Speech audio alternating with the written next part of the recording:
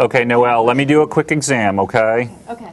Okay, Noelle, you're fully dilated, so when you feel a contraction, you can go ahead and push. Okay, I can push. Okay. I'm ready. Okay, I'm ready to All right, we're push. going to hold your legs. Okay. Make it easier. Push. Okay, I'm pushing. Ready? Push. Okay. Contraction. Push. Push. That's good, good, good. Doing great, Noelle. Bringing the head down nicely. It's not every day you get to see a baby being born, especially if it's a robot baby. Doing great. A lot of pressure. A lot of pressure. That's it, that's it. Oh, Baby's almost out. hey. Is it a boy or a girl? It's a baby girl.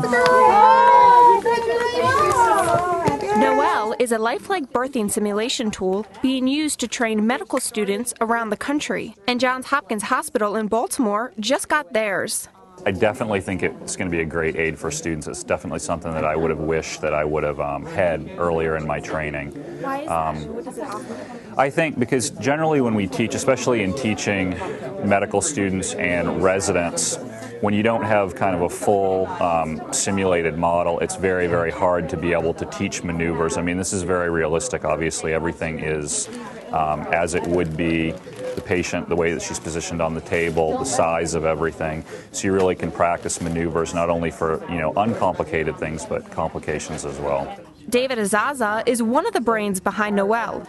She's been under construction for 2 years and is now being used in real-world settings like this one, which Azaza, along with the Hopkins team, says is necessary because it's better to learn and to make mistakes on a robot instead of a real person. We can use her for medical education, we can use her for residency education, we can use her for new nurses as they come on the team, but most importantly, we can use her as a mechanism to study the team as they work together during a birth process and especially during a high-risk situation, and we can observe communication amongst the team members, and then we can videotape that and play it back and say, well, what did we do well, what could we do better, what did we learn from this situation? She's like a real patient in that she's hooked up to a fetal monitor, so we can monitor what the baby's doing. We have her hooked up to an IV, so we can monitor that. We can actually draw blood from her.